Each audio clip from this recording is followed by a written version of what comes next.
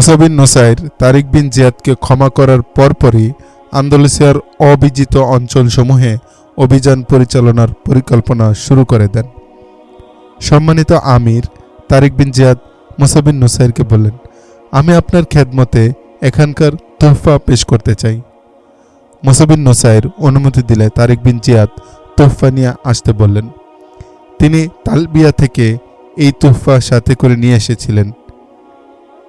আন্দালুসিয়ার ইতিহাস নামক গ্রন্থে অসংখ্য ঐতিহাসিকদের বরাত দিয়ে লেখা আছে যে তারিক বিন জিয়াদের নিয়ে আসা মহামূল্যবান উপহার সামগ্রী দেখে মুসা বিন নুসাইরের চোখে মুখে বিস্ময়ের চিহ্ন ফুটে ওঠে।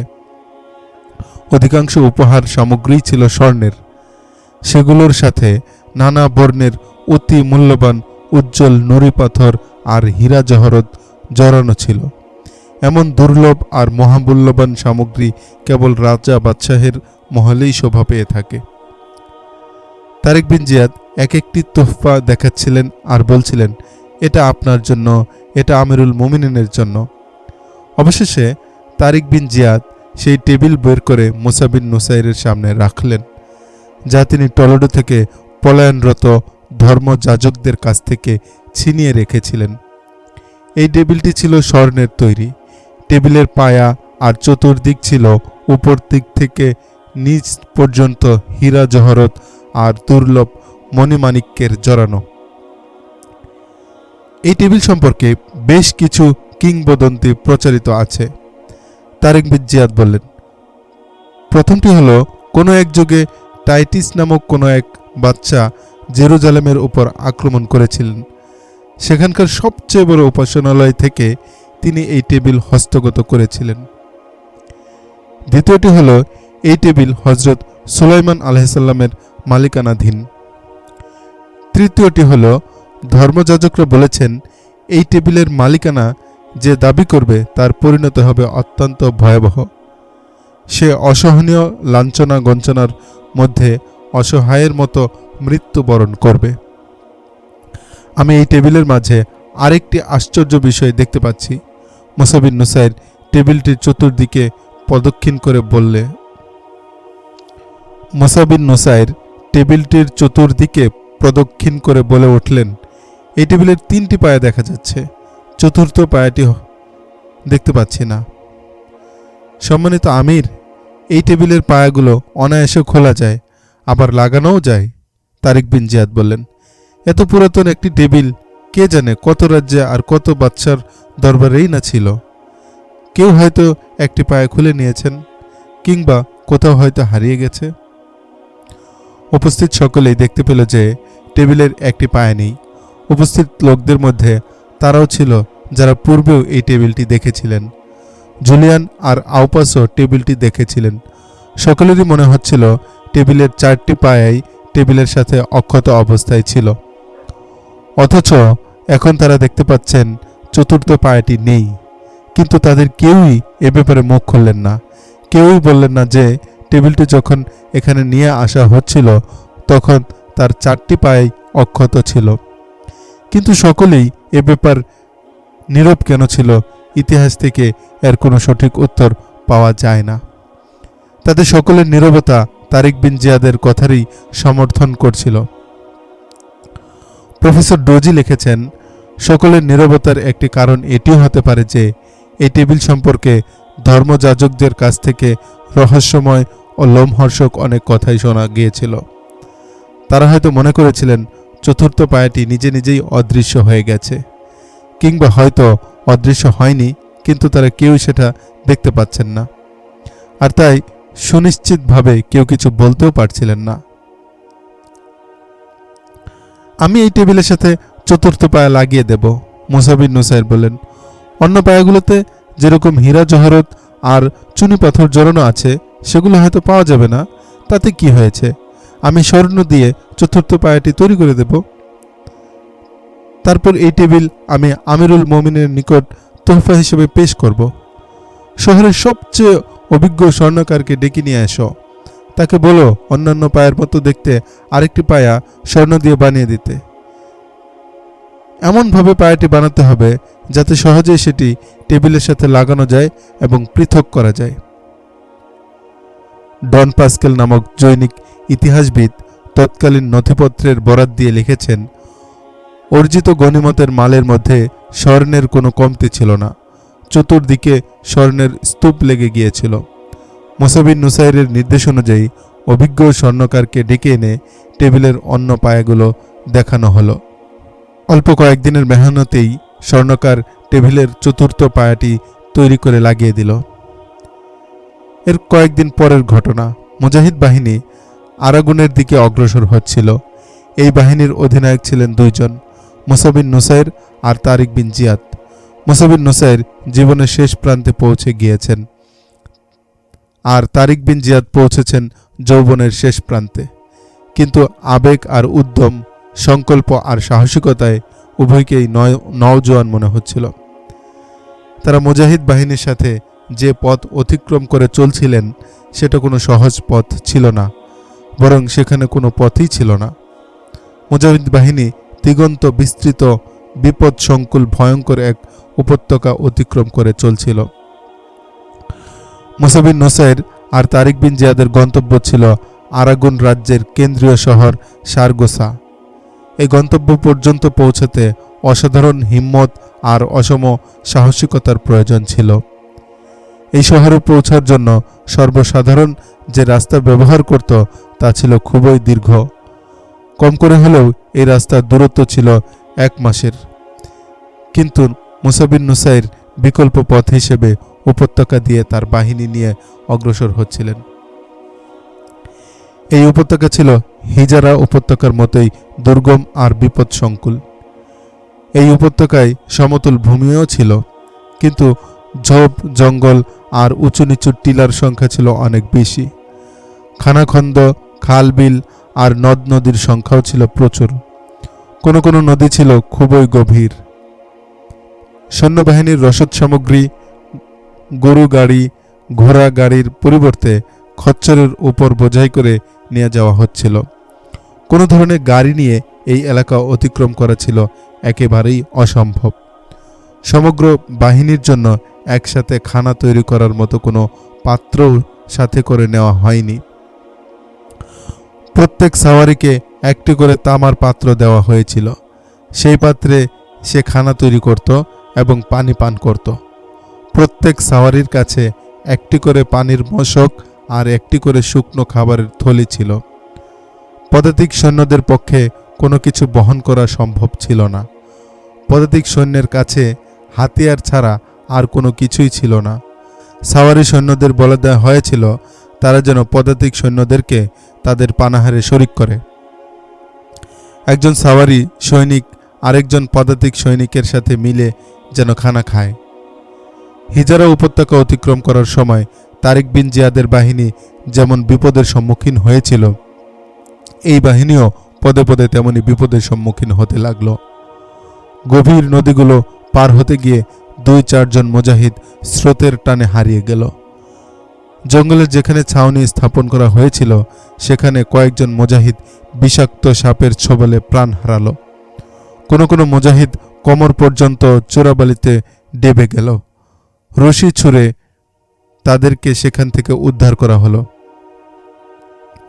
সবচেয়ে বড় ধৈর্যের পরীক্ষা ছিল একদিন এক রাত যাবৎ বয়ে যাওয়া পাহাড়ি সাইক্লোন আর জীবন সংহারী ঝঞ্ঝা বায়ুর মাঝে তাদের টিকে থাকা। পাহাড়ি সাইক্লোন বিশাল বিশাল গাছগুলোকে দুমড়ে মুচড়ে শেকড় থেকে উপড়ে ফেলছিল। মোটা মোটা ডালগুলো ভেঙে ভেঙে পড়ছিল। 4-5টি ঘোড়া একটি বড়সড় গাছে নিচে দাঁড়ানো ছিল। টর্নেডোর আঘাতে ঘোড়াগুলো এক মুহূর্তে পুড়ে ভস্ম হয়ে গেল। পূর্ণ একদিন এক রাত অনবরত টর্নেডোর আঘাত মুজাহিদদের জন্য সবচেয়ে বড় বিপদের কারণ হয়ে দাঁড়িয়েছিল। কিছুক্ষণ পর পর বজ্রপাতের বিকট শব্দ বোমা বিস্ফোরণের মতো মনে হচ্ছিল। মুজাহিদ বাহিনীর কাছে কোনো তাঁবু ছিল না। তারা বজ্রপাতের ভয়ে গাছের নিচে আশ্রয় নিত না। তারা জানত গাছের উপরই বজ্রপাত ঘটে। তারা টিলা আর বালিয়ারির আড়ালে আশ্রয় নিল। কিন্তু প্রচণ্ড ঝান্ডা বায়ু আর পাহাড়ি সাইক্লোনের আক্রোশ থেকে নিজেদেরকে নিরাপদ রাখা কিছুতেই সম্ভব হচ্ছিল না। খচ্চর আর ঘোড়াগুলো শীতের তীব্রতায় ঠকঠক করে কাঁপছিল। নদীনালার সুতীব্র স্রোত বিপদসীমার উপর দিয়ে বইছিল। পাহাড়ি টিলা আর বড় বড় পাথরের মাঝখান দিয়ে বৃষ্টির পানি বাঁধ ভাঙা স্রোতের মতো ছুটে চলছিল। মুসা বিন নুসাইর, তারিক বিন জিয়াদ আর অন্যান্য সালারদের অবস্থা ছিল একেবারেই শোচনীয়। কিন্তু তারা কোথাও আশ্রয় তালাশ করছিলেন না। তারা সকলেই পৃথক পৃথকভাবে ঘোড়ায় চড়ে ছত্রভঙ্গ হয়ে যাওয়া বাহিনীদের সদস্যদের সাথে দেখা সাক্ষাৎ করছিলেন। তাদেরকে উজ্জীবিত রাখার জন্য তাদের সাথে হাসি কৌতুক করছিলেন। তাদের এই হাস্যরস আর কৌতুক শীতে কম্পনমান মুজাহিদদের শরীরে উত্তাপ সৃষ্টি করছিল। প্রচণ্ড ঝান্ডাবায়ু আর বজ্রের বিকট আওয়াজকে উপেক্ষা করে মুসা বিন নুসাইর এক স্থান থেকে আরেক স্থানে ছুটে যাচ্ছিলেন আর হুঙ্কার ছেড়ে বলছিলেন, আন্দালুসিয়ার স্রোতস্বিনী নদী আর দুর্লঙ্ঘ পাহাড় তোমাদেরকে আটকাতে পারেনি। আন্দালুসিয়ার সুশৃঙ্খল সৈন্যবাহিনী তোমাদেরকে পরাস্ত করতে পারেনি। তোমরা এখানকার পাহাড় সম দুর্গগুলোকে মাটির সাথে মিশিয়ে দিয়েছ। এই তুফানও তোমাদের কোনো ক্ষতি করতে পারবে না। প্রত্যেক সালারি মুজাহিদদের হিম্মত বাড়ানোর চেষ্টা করছিলেন। মুসা বিন নুসাইর প্রত্যেক মুজাহিদকে লক্ষ্য করে এ কথাগুলো বারবার বলছিলেন। আমাকে দেখো, আমার বয়সের প্রতি লক্ষ্য করো। এই বয়সে বার্ধক্যের কারণেই শরীর কাঁপতে থাকে, কিন্তু হিমশীতল ঝান্ডাবায়ুর মাঝেও আমি আমার শরীরকে কাঁপতে দিচ্ছি না। এসবই ছিল কথার কথা।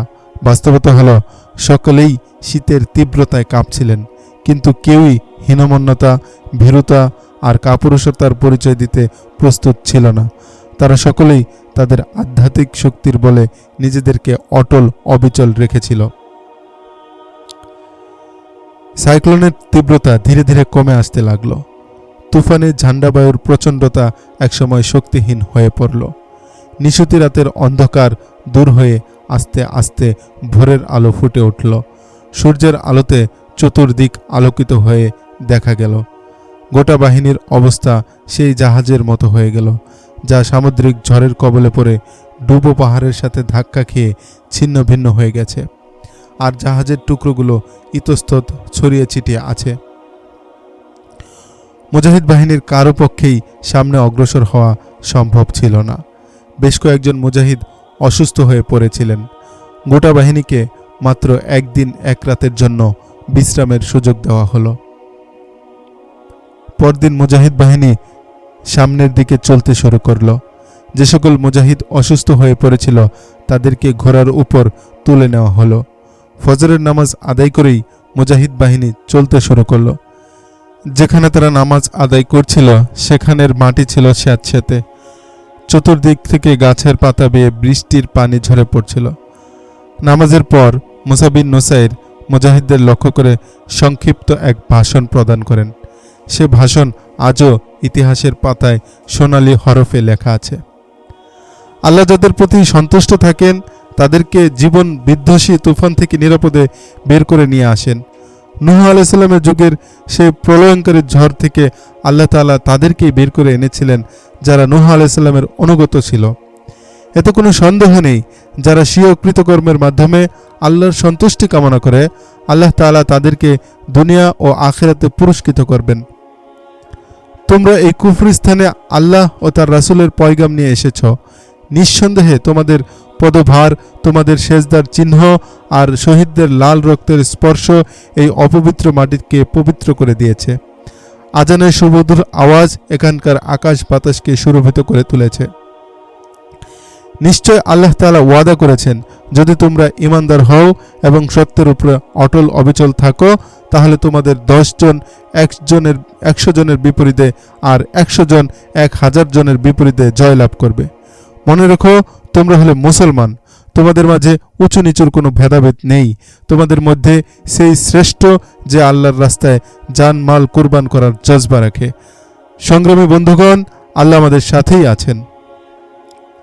মুসা বিন নুসাইর তেজোদ্দীপ্ত সংক্ষিপ্ত ভাষণের পর গোটা বাহিনী নতুন উদ্যমে দ্বিগুণ উৎসাহে একের পর এক মঞ্জিল অতিক্রম করে আরাগুনের কেন্দ্রীয় শহর সারগোসা এসে পৌঁছল। সারগোসার আশপাশের এলাকাগুলো ছিল খুবই দৃষ্টিনন্দন। শহরের প্রতিরক্ষা ব্যবস্থা ছিল অত্যন্ত মজবুত। মুসা বিন নুসাইর শহর অবরোধ করার আগে একজন সালারকে এই পয়গাম দিয়ে পাঠালেন যে, দুর্গের লোকদের বলো, কোনো রকম রক্তপাত ছাড়াই তারা যেন দুর্গের ফটক খুলে দেয়। যদি তারা মোকাবেলা করে আর আমরা দুর্গ ভেঙে ভিতরে প্রবেশ করি, তাহলে একজনকেও ক্ষমা করা হবে না। আর যদি তারা নিজেরাই দুর্গ খেলে দেয়, তাহলে সব ধরনের সুযোগ সুবিধা বহাল থাকবে এবং তাদের সাথে উত্তম আচরণ করা হবে। মুসা বিন নুসাইরের নির্দেশ অনুযায়ী সালার সামনে অগ্রসর হয়ে ঘোষণা করলেন, তোমরা যদি এখান থেকেই চলে যাও, তাহলে আমরা তোমাদের পিছু ধাওয়া করব না। দুর্গপ্রাচীরের উপর থেকে উত্তর এলো, এই দুর্গ পদানত করার স্বপ্ন সাথে নিয়ে ফিরে যাও। আমরা চাই না রক্তপাত হোক। সালার বললেন, আমরা তোমাদের রক্ত ঝরাতে চাই। উপর থেকে আওয়াজ ভেসে এলো, ওই রডারিক মারা গেছে, যাকে তোমরা পরাজিত করেছ। এখানে কোনো রডারিক নেই। কথা শেষ হওয়ার সাথে সাথে প্রাচীরের উপর থেকে সম্মিলিত কণ্ঠের অট্টহাসি শোনা গেল। ফিরে এসো। মুসা বিন নুসাইর বজ্রকণ্ঠে সালারকে ফিরে আসার নির্দেশ দিলেন। শহর অবরোধ করা হলো। আন্দালুসিয়ার সৈন্যরা দুর্গ থেকে হঠাৎ করে বের হয়ে অতর্কিত হামলা করল। তারা অত্যন্ত সাহসিকতার সাথে আক্রমণ করে মুজাহিদদেরকে পিছু হটিয়ে দিল। তাদের রণকৌশল ছিল, তারা ক্ষুদ্র ক্ষুদ্র সৈন্যদলে বিভক্ত হয়ে দুর্গ থেকে বের হয়ে অতর্কিতে আক্রমণ করে আবার দুর্গে প্রবেশ করে ফটক বন্ধ করে দিত। সমগ্র আন্দালুসিয়ার সৈনিকদের এই একই রকম রণকৌশল ছিল। সারগোসার সৈন্যরাও এই কৌশল অবলম্বন করে যুদ্ধ করছিল। এই পদ্ধতিতে তারা মুজাহিদদের যথেষ্ট পরিমাণ ক্ষতি সাধন করতে সক্ষম হল। অবশেষে এই রণকৌশলই সারগোসার সৈন্যদের পরাজয়ের কারণ হয়ে দাঁড়ালো। তবে বিজয় ছিনিয়ে আনতে বেশ কয়েকজন মুজাহিদকে জানের নজরানা পেশ করতে হলো। ইতিহাসে তাদের সংখ্যা লেখা হয়েছে 50 থেকে 60 জন। পর্তুগালের জৈনিক ঐতিহাসিকবিদ লিখেছেন যাদের সংখ্যা 100 থেকে কিছু বেশি হবে। তাদের প্রকৃত সংখ্যা যাই হোক না কেন, এটা দেখার বিষয় নয়। দেখার বিষয় হলো, অবরোধের 8ম কি 9ম দিন যখন সারগোসার সৈন্যরা দুর্গের ফটক খুলে বের হতে যাচ্ছিল, ঠিক সেই মুহূর্তে মুসলিম তীরন্দাজ বাহিনী তাদের উপর তীর বৃষ্টি শুরু করে দিল। একটি ফটক দিয়ে প্রায় 400 ঘোড়সওয়ার আর অপর ফটক দিয়ে প্রায় 300 পদাতিক সৈন্য বের হয়ে এলো। তাদের পিছনে শত শত ঘোড়সওয়ার আর পদাতিক সৈন্য বের হওয়ার জন্য অপেক্ষা করছিল। প্রথম সুযোগেই তীরন্দাজ বাহিনী তুমুল আক্রমণ শুরু করে দিল। কোনো কিছু বুঝে ওঠার আগেই ঝাঁকে ঝাঁকে ছুটে আসা তীরের আঘাতে প্রথম সারির সকল ঘোড়সওয়ার আর পদাতিক সৈন্য মাটিতে লুটিয়ে পড়ল। অন্য সৈন্যরা দিশেহারা হয়ে পিছন দিকে ছুটতে শুরু করল। পিছনে হটে আসা সৈন্যরা ফটক থেকে বের হয়ে আসা সৈন্যদের উপর হুড়মুড়িয়ে পড়ল। তারা ভিতরে ঢুকে ফটক বন্ধ করে দিতে চাচ্ছিল। এই সুযোগে 50 থেকে 100 মুজাহিদ জীবন বাজি রেখে এক অসাধারণ বীরত্বের ইতিহাস রচনা করল। তারা পিছু হটে আসা ঘোড়সওয়ার আর পদাতিক সৈন্যদের সাথে মিশে দুর্গের ভিতর চলে এলো। তৎক্ষণাৎ মুসা বিন নুসাইর 2 ডিভিশন মুজাহিদকে ফটকের উপর আক্রমণ করার নির্দেশ দিলেন। আন্দালুসিয়ার সৈন্যদের সাথে মিশে যে মুজাহিদগণ ফটকের ভিতর প্রবেশ করেছিলেন, তারা অসম বীরত্ব প্রদর্শন করে ফটক বন্ধ করতে দেননি। আন্দালুসিয়ার বাহিনীর সাথে লড়াই করতে করতে তারা ফটকের উপরেই শহীদ হয়ে যান। ফটক খোলা পেয়ে মুজাহিদ বাহিনী একযোগে দুর্গের উপর আক্রমণ করে ভিতরে ঢুকে পড়েন। দুর্গের সৈন্যরা অত্যন্ত সাহসিকতার সাথে পাল্টা আক্রমণ করে, কিন্তু মুসলিম বাহিনীর বীরত্ব আর তীব্রতার সামনে তারা কিছুতেই টিকতে পারল না। অনেক রক্তপাতের পর দুর্গ মুসলমানদের পদানত হল। জীবিত সকল সৈন্য ও সালারদের বন্দী করা হলো। তাদেরকে সব ধরনের সুযোগ সুবিধা থেকে বঞ্চিত করা হলো। শহরবাসীদের উপর জিজিয়া ট্যাক্স আরোপ করা হলো। মুসা বিন নুসাইর অতি দ্রুত একজন করিতকর্ম প্রশাসক ও কয়েকজন কর্মকর্তা নিযুক্ত করে শহরের প্রশাসনিক ব্যবস্থা পুনর্বহাল করলেন। প্রশাসক ও কর্মকর্তাদের সকলেই ছিলেন মুসলমান। কোনো ইহুদি বা খ্রিস্টানকে প্রশাসনিক দায়িত্ব প্রদান করা হলো না। হুসাইন বিন আবদুল্লাহকে প্রাদেশিক গভর্নর নিযুক্ত করা হলো। হুসাইন বিন আবদুল্লাহ গভর্নর থাকাকালীন সারগোসায় বিশাল এক মসজিদ নির্মাণ করেন। ইতিহাসে আজও তার নাম স্বর্ণাক্ষরে লেখা আছে। মুসা বিন নুসাইর তারিক বিন জিয়াদের মাঝে আক্রমণাত্মক নেতৃত্বের আর যুদ্ধজয়ের উন্মাদনা দেখতে পেয়ে তাকে প্রধান সিপাহ সালার নিযুক্ত করেন। তারিক বিন জিয়াদের নেতৃত্বে মুসলিম বাহিনী সারগোসা থেকে সামনে অগ্রসর হয়ে কাতলোনা আর ওয়েলনেশিয়া নামক দুটি বড় শহর বিজিত করেন। আন্দালুসিয়ার আরও দুটি প্রদেশ তখনও বিজিত হয়নি, একটি গ্লেশিয়া, অন্যটি এলেত্রিয়াস। গুপ্তচর মারফত জানা গেল যে এই প্রদেশ দুটির খ্রিস্টান গভর্নরগণ স্বায়ত্ত শাসন কায়েম করে রেখেছেন। কার্যত এখানকার শাসন ক্ষমতা ছিল পাদ্রীদের হাতে। তারা জনসাধারণকে ধর্মীয় উন্মাদনার মাঝে নেশাগ্রস্ত করে রেখেছিলেন। অভিযান পরিচালনা করার ক্ষেত্রে এই এলাকাগুলোও ছিল হিজরা ও আরাগুন উপত্যকা দুটির মতোই দুর্গম আর বিপদসংকুল। অসংখ্য খরস্রোতা নদী, বড় বড় খাল বিল, নিশ্ছিদ্র ঘন বন জঙ্গল, দিগন্ত বিস্তৃত ধুধু প্রান্তর আর দুর্লঙ্ঘনীয় পাহাড়ের সারি, এগুলোই ছিল এসব এলাকার প্রাকৃতিক প্রতিরক্ষা ব্যবস্থার সাধারণ চিত্র। আবহাওয়ার স্থায়ী কোনো নিয়মকানুন ছিল না। কোথাও প্রচণ্ড ঘূর্ণিঝড় মুজাহিদদের চলার পথে বিষের কাঁটা হয়ে দাঁড়াতো, কোথাও সাইক্লোন আর টর্নেডোর আচমকা আক্রমণ মুজাহিদদেরকে হীনবল করার জন্য সর্বশক্তি প্রয়োগ করত। খাল বিল নদ নদীর সুতীব্র স্রোত আর ঝোপঝাড়ের আড়ালে থাকা চোরাবালি মুজাহিদ বাহিনীর অগ্রযাত্রাকে থামিয়ে দেওয়ার জন্য অনেক চেষ্টা করেছে। কিন্তু মুজাহিদ বাহিনী আল্লাহু আকবরের বিদ্যুৎ চমক আর বজ্রকঠিন হুঙ্কারের মাধ্যমে বাধার সকল বিন্দাচল দুপায়ে মারিয়ে দীপ্ত কদমে সামনের দিকে অগ্রসর হয়ে গেলেন। মুজাহিদ বাহিনী যেখানেই গেছেন সেখানের মাটি শহীদ গাজীর তাজা খুনে রঞ্জিত হয়েছে। সেখানেই শান্তির শুভ্র হেলালি ঝান্ডা আকাশে দ্যুতি ছড়িয়েছে।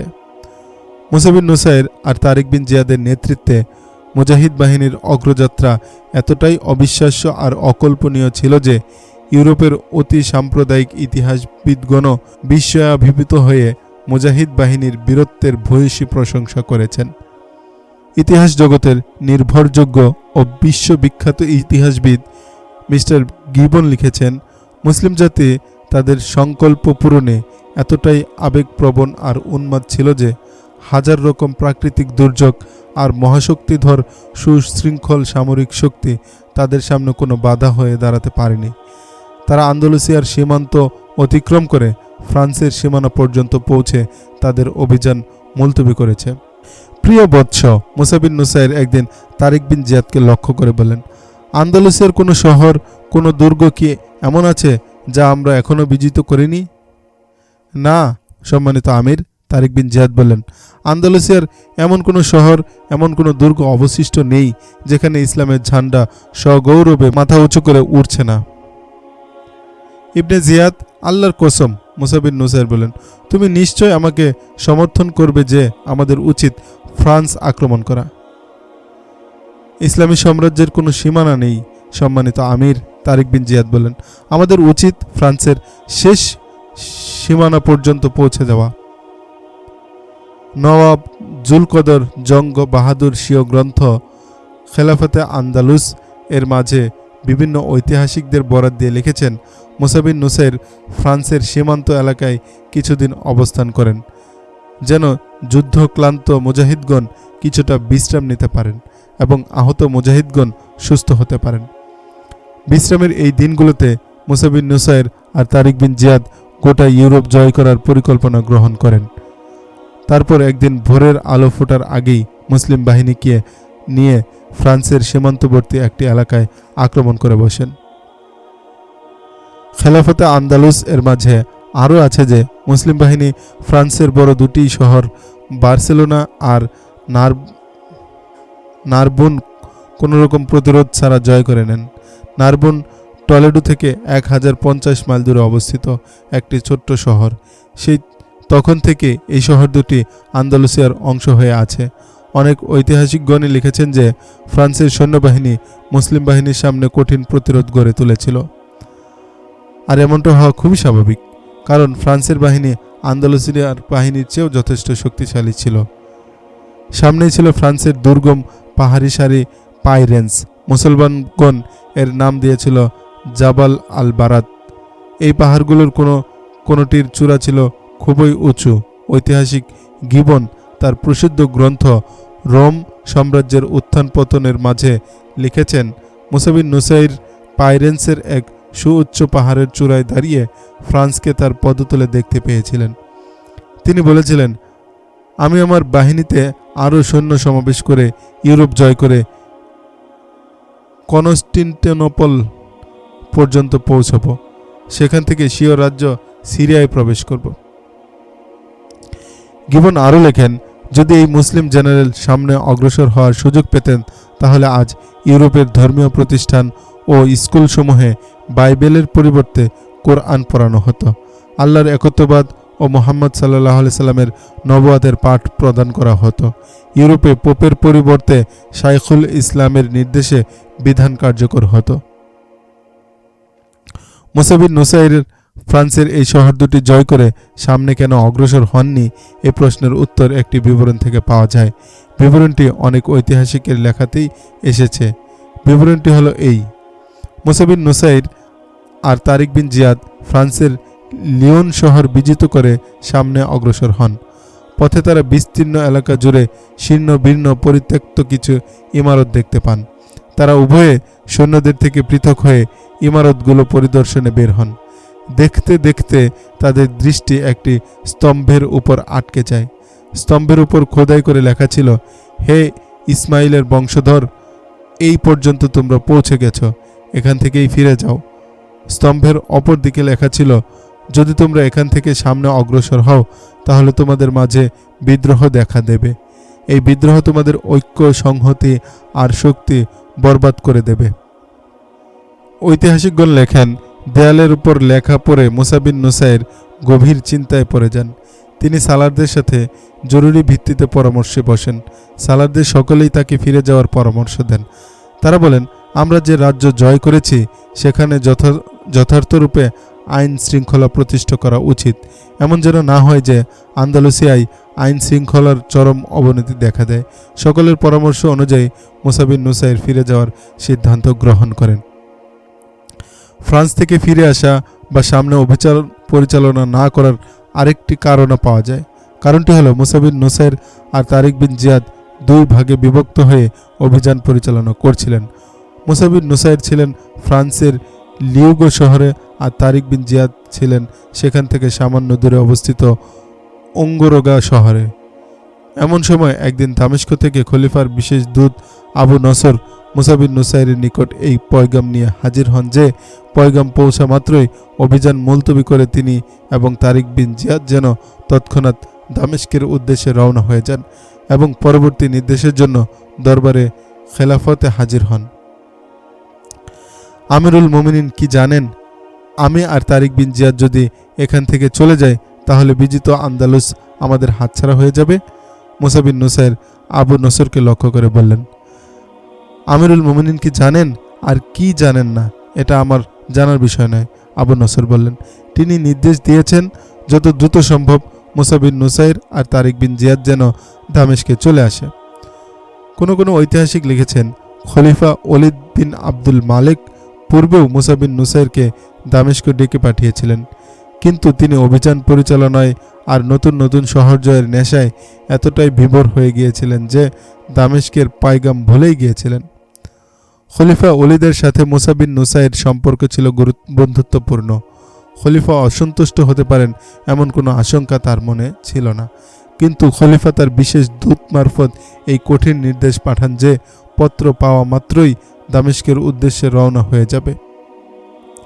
মুসা বিন নুসাইর কাল বিলম্ব না করে একজন বার্তাবাহককে এই বলে তারিক বিন জিয়াদের নিকট পাঠিয়ে দিলেন, যত দ্রুত সম্ভব টিউগা চলে এসো। সংবাদ পেয়ে অতি অল্প সময়ের মধ্যেই তারিক বিন জিয়াদ টিউগা এসে পৌঁছলেন। মুসা বিন নুসাইর তাকে বললেন, আমিরুল মুমিনিনের বার্তাবাহক এসেছেন, আগামীকাল ফজরের নামাজ পড়েই আমাদের রওনা হতে হবে। সম্মানিত আমির, তারিক বিন জিয়াদ বললেন, এমন কি হতে পারে না যে আমিরুল মুমিনিনকে ইবনে জিয়াদ আবু নসর তারিক বিন জিয়াদকে থামিয়ে দিয়ে বললেন, আমিরুল মুমিনিন কোনো অজুহাত গ্রহণ করবেন না। তার রোশানুলের তীব্রতা সম্পর্কে আমি ভালোভাবেই অবগত আছি। বেটা তারিক, আমাদেরকে যেতেই হবে। দামেস্ক যাওয়াই আমাদের জন্য মঙ্গলজনক হবে। মুসা বিন নুসাইরের এই কথাগুলো ইতিহাসের পাতায় সংরক্ষিত হয়ে আছে। আমি কখনোই আমার নিজের মঙ্গলের কথা চিন্তা করিনি। তারিক বিন জিয়াদ বললেন, ইসলামী সালতানাতের মঙ্গল কামনাই আমার একমাত্র চিন্তা। বৎস, তুমি আমার হুকুম অমান্য করেছিলে, আমি তোমাকে ক্ষমা করে দিয়েছি। মুসা বিন নুসাইর বললেন, আমিরুল মুমিনিন তার হুকুম অমান্যকারীকে ক্ষমা করবেন না। যাও প্রিয় বৎস, দামেস্ক যাওয়ার প্রস্তুতি গ্রহণ করো। আমরা আবারও ফিরে আসব। ফ্রান্সের এই সুউচ্চ পর্বতমালা আমাদের জন্য অপেক্ষা করবে। মুসা বিন নুসাইর আর তারিক বিন জিয়াদ দামেস্কে যাওয়ার জন্য প্রস্তুতি নিতে লাগলেন। তাদের মনে এতটুকু সন্দেহ সৃষ্টি হলো না যে তারা যাচ্ছেন তো ঠিকই, কিন্তু আর কোনো দিন এখানে ফিরে আসতে পারবেন না। দামেস্কের কয়েদখানা মুসা বিন নুসাইরের জন্য আর চিরদিনের গুমনামি তারিক বিন জিয়াদের জন্য অপেক্ষা করছে।